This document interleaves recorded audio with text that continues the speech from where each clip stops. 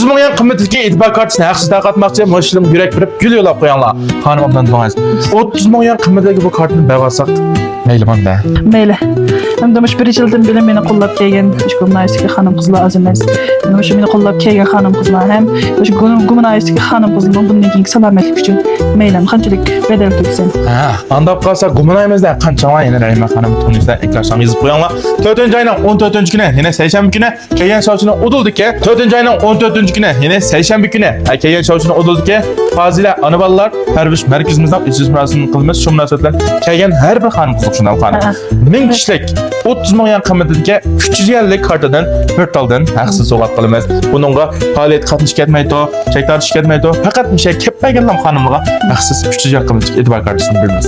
Gumunayimizdagi tug'ish oltirayotgan onalar, tug'ib bo'lgan tug'utdan keyingi kutilishni qilishni o'ylashayotgan xonimlar, ha gap diqqat qilinglar. Shu maxsus shu tug'utdan keyingi xonim qizlar salomatlik uchun Tayvanda shu tug'utdan keyingi esliklarda ustozlarimni ma'lumot qilib keldim. Yana 4-oyning 14-kuni mesela keldi. Ama shu xonimlar uchun haqsiz maslahat beramiz, mishada parvarish asrash ibarimiz tayyorlanadi. Ama 4-oyning 14-kuni Fazila ana bolalar parvarish markazini saqlaymiz. Bundan boshqa shu milliyasin 10 yoshgacha bo'lgan bolalar bor ota-onalar, masalan bolalarning masalan har xil mijoz tanış etgan yoki mishda ko'rilgan masala bo'lib qolsa, akasanlar shahar o'qituvchilarimiz shu ishlardan kelgan bolalarning mijoz farqlarini tanishib qo'ydi. Qolgan tafsilotni masalan misha kayinlar ko'rishlar 4-oyning 14 seshanba.